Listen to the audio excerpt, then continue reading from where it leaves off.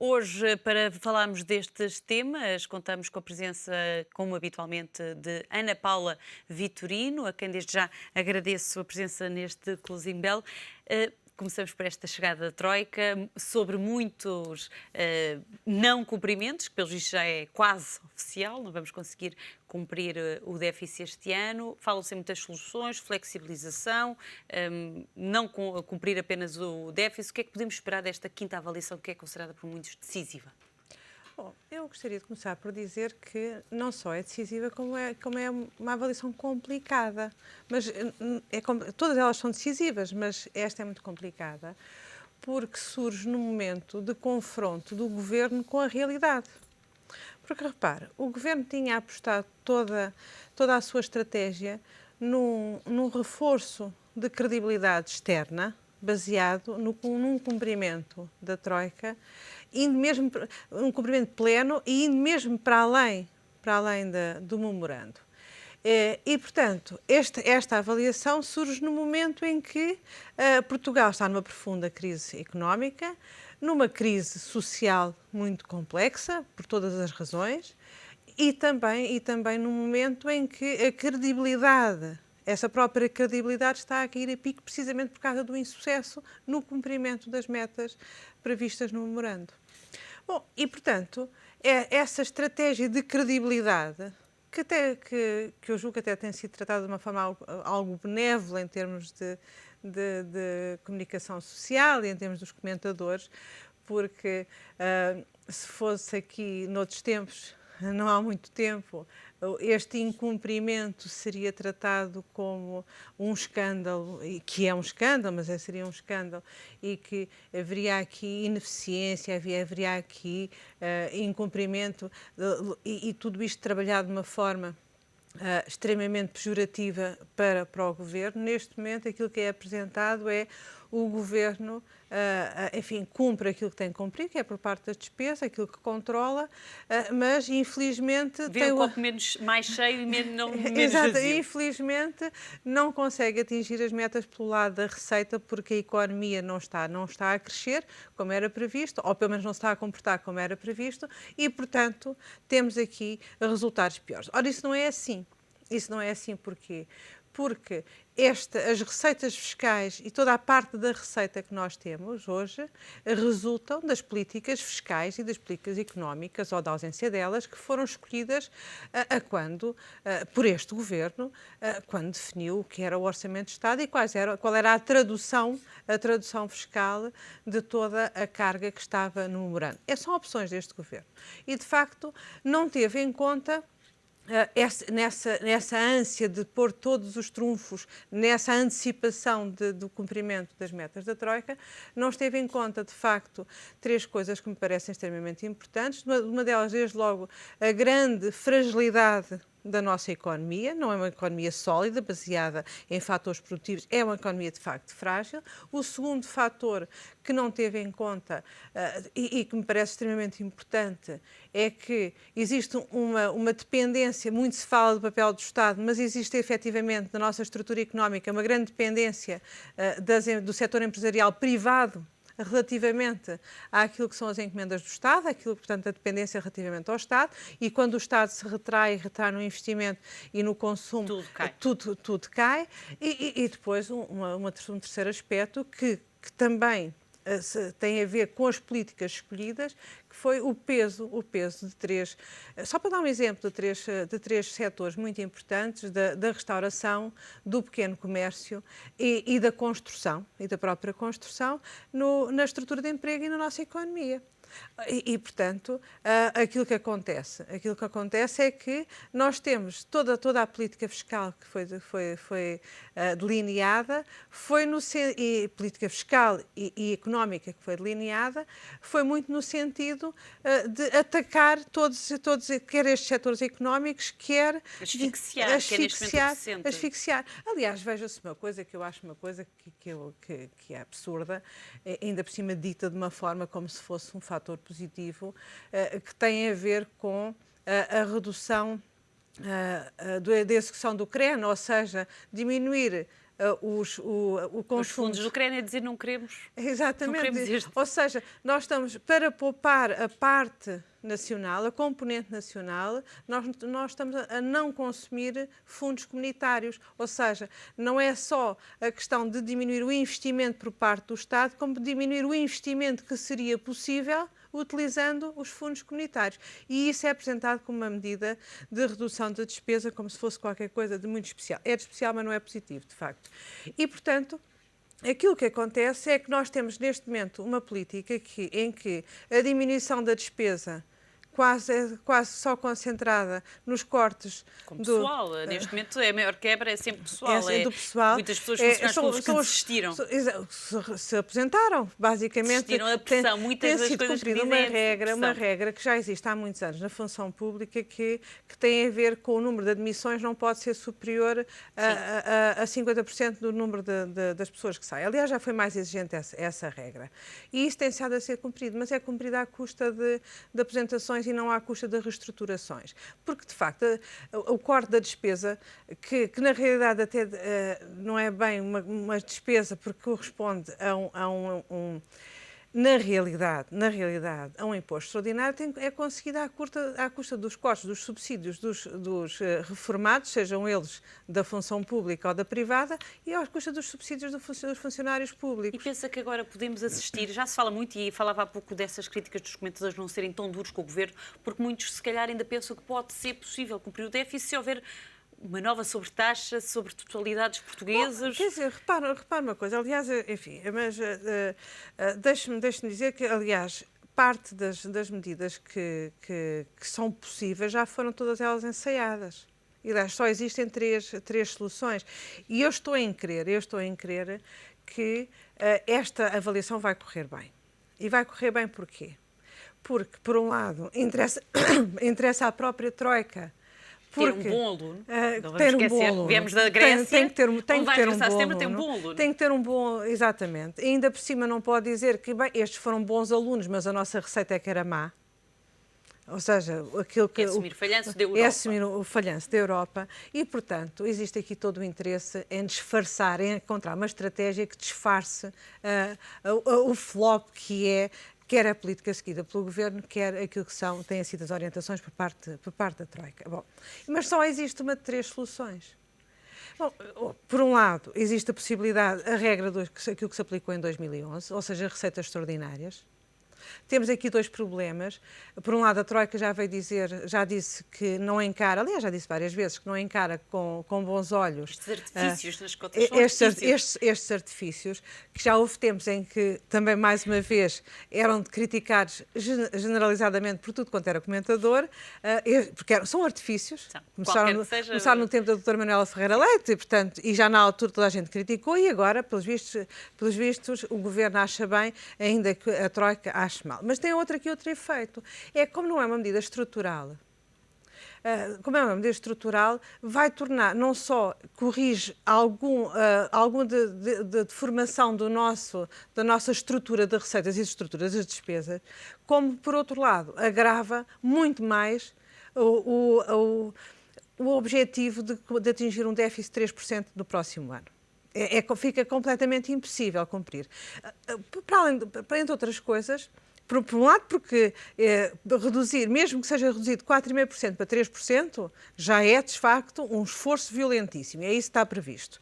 Mas, para além disso, ainda ter que internalizar outras medidas que compensem estruturalmente estas medidas é muito dramático. Sim, não vamos ter o corte dos funcionários públicos como tivemos este ano, de pensionistas. Quer dizer, vai agravar e se não conseguimos cumprir este ano, se calhar o próximo ano ainda será mais difícil. Ainda será mais difícil. E, aliás, basta ver que aquilo que foi relativamente às transferências dos fundos de pensões da banca parcial para o Estado, isso resultou em 7 meses, estou-me a referir a dados de 7 meses, numa despesa adicional de mais 300 milhões de euros. Ou seja, também tem efeitos, ou seja, não pode resolver contabilisticamente as contas este ano. Vai ter uma herança pesadíssima para o próximo ano. Bom, a segunda solução será exatamente mais austeridade.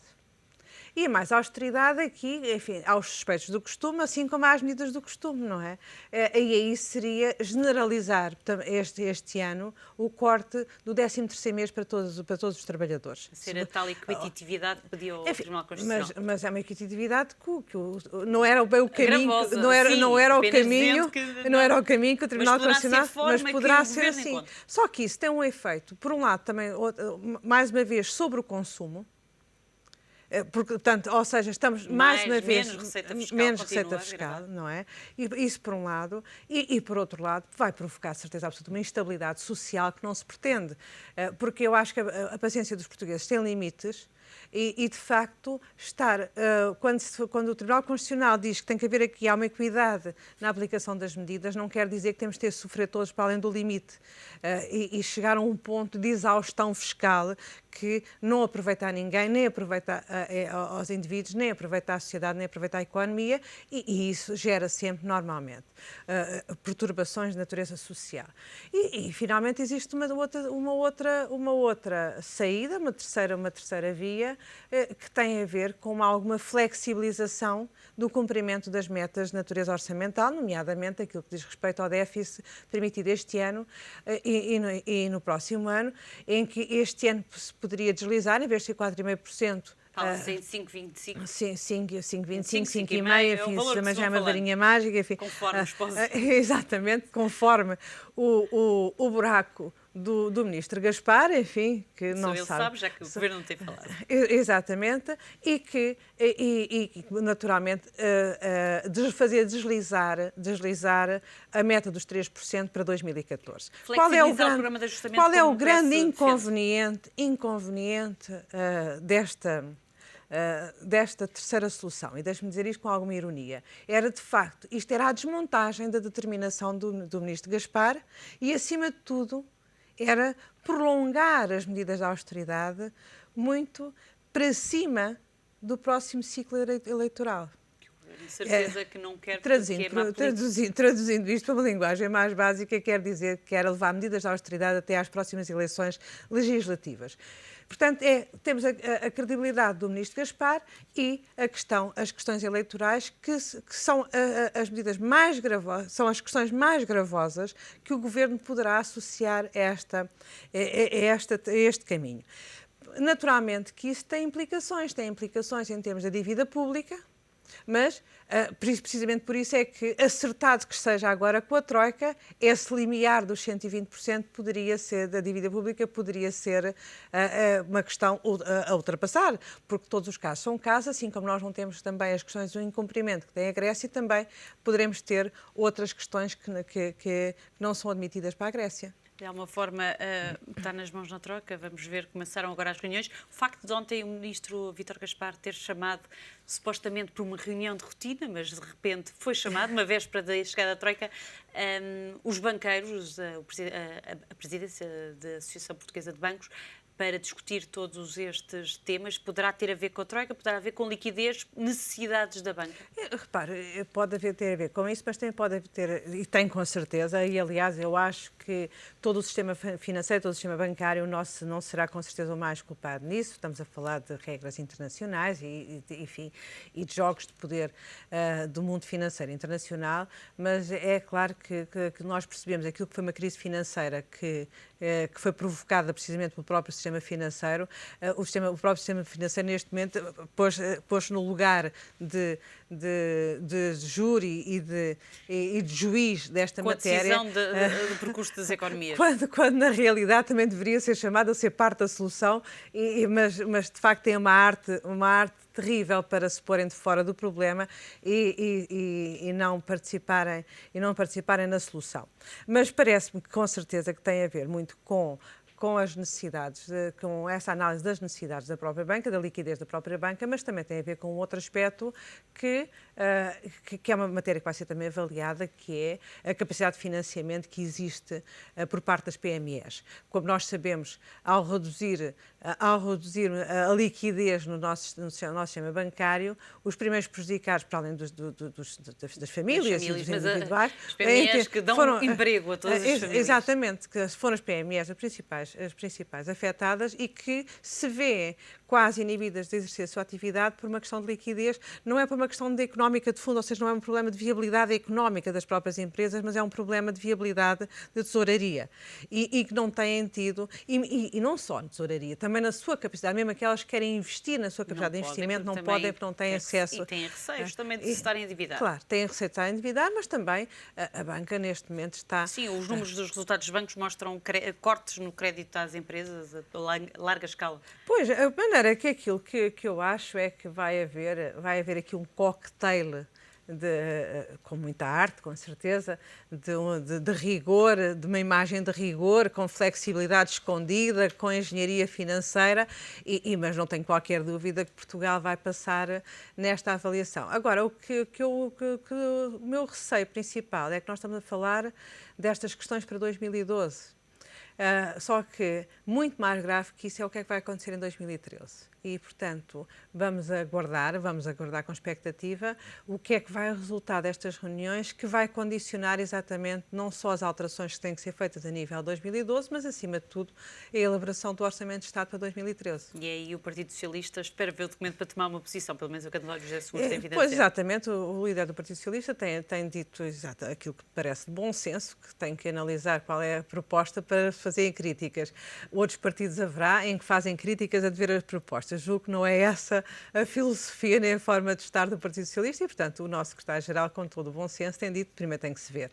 E assim como todos nós, acho que qualquer pessoa com bom senso, não vamos criticar antes de ver, vamos exatamente ter, pelo menos a ambição de termos algum espaço para fazer sugestões e para fazer algumas alterações, e é isso que é uma negociação, é exatamente haver aqui algum espaço, alguma flexibilidade para internalizar medidas que não sejam só estritamente ideológicas. Aliás, um problema deste governo tem sido que nestas matérias, como noutras, a questão da RTP, todas essas questões têm tido uma postura marcadamente ideológica que nem sempre tem a ver com o debate de ideias que deveria haver.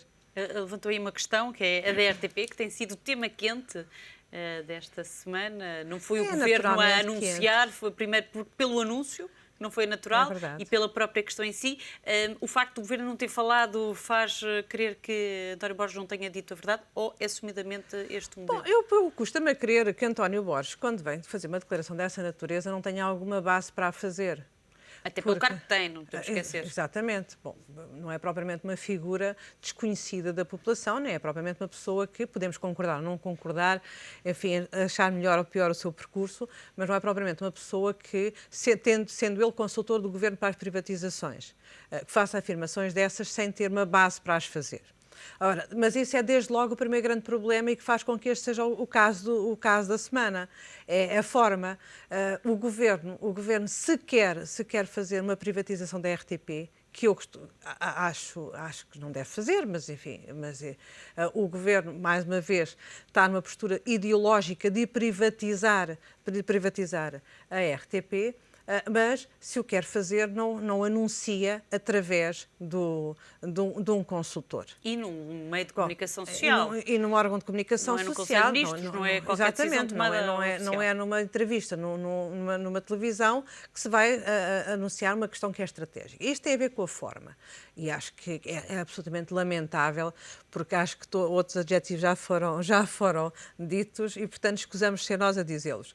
Agora, quanto ao conteúdo, há aqui, de facto, uma questão ideológica, que nós seremos, a ir para a frente e a privatizar-se o canal público, aquilo que acontece é que seremos o único país da União Europeia a não ter uma televisão pública. Seremos o único país. O que se deveria estar a discutir é se existe ou não existe necessidade de alterar o contrato de concessão que existe com a RTP, que é público e tem um contrato de concessão de um serviço público, e se devemos ou não devemos alterar esse contrato e se deverá ou não alterar a forma de financiamento. O que não me parece aqui legítimo é dizer, bom, nós temos aqui um negócio em que vamos privatizar algo que é sustentável. E é sustentável como?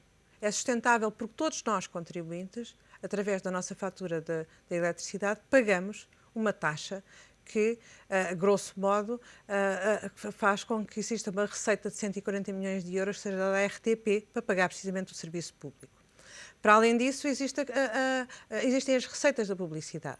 Bom, e o que é dito é assim, nós vamos pegar neste montante que é pago pelos portugueses, que não vão ter nenhum benefício financeiro com o assunto, e vamos entregar a um privado que poderá continuar com certeza a fazer, ter receitas de publicidade, não se vê como é que não teria, portanto, isto é um bom negócio. Mas é um bom negócio porquê? Bem, não é um bom negócio para os cidadãos, porque continuam a pagar o mesmo e que tem uma expectativa de diminuição efetiva da qualidade do serviço público. Porque não tem que ser garantido, o privado pode escolher a sua programação. Pode escolher a sua programação, não para além das dificuldades em definir o que é serviço público em televisão, mas que isso aí... é outra discussão, isso aí já é outra discussão. Agora, o que há é uma questão que é, qual é o benefício para o Estado disto? E os Estados somos todos nós. Aquilo que de facto nós estamos a dizer é que os portugueses continuarão a pagar exatamente a mesma coisa pelo serviço público de televisão que pagam hoje.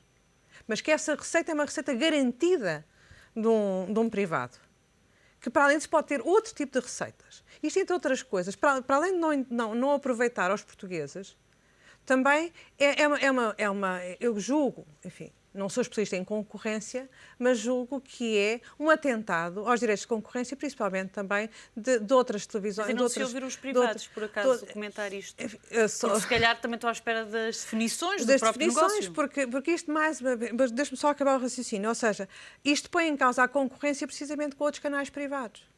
Bom, mas uma coisa é haver aqui algum desvio das regras de concorrência porque temos um canal público e isso é um direito constitucional. Isso está previsto na Constituição. Outra coisa é atribuir a um privado regalias e regras que os põem claramente em vantagem relativamente àquilo que são outros privados. Bom, isso não me parece que seja exatamente uma questão muito, muito fair, já que estamos a utilizar uma terminologia mais suave. Agora, há aqui outra questão que também acho que foi exatamente isso que a referiu e que é extremamente importante. É, porque é que nós continuamos a ter, nos processos de privatização, sempre modelos e formas de apresentação que são tudo menos claras. Nós ainda hoje continuamos a não saber qual é o modelo de privatização da TAP.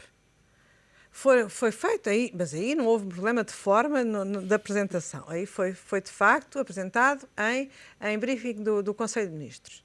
Mas em que apresentaram umas regras muito gerais e até agora não sabemos como é que vai ser. E então e a privatização da ANA?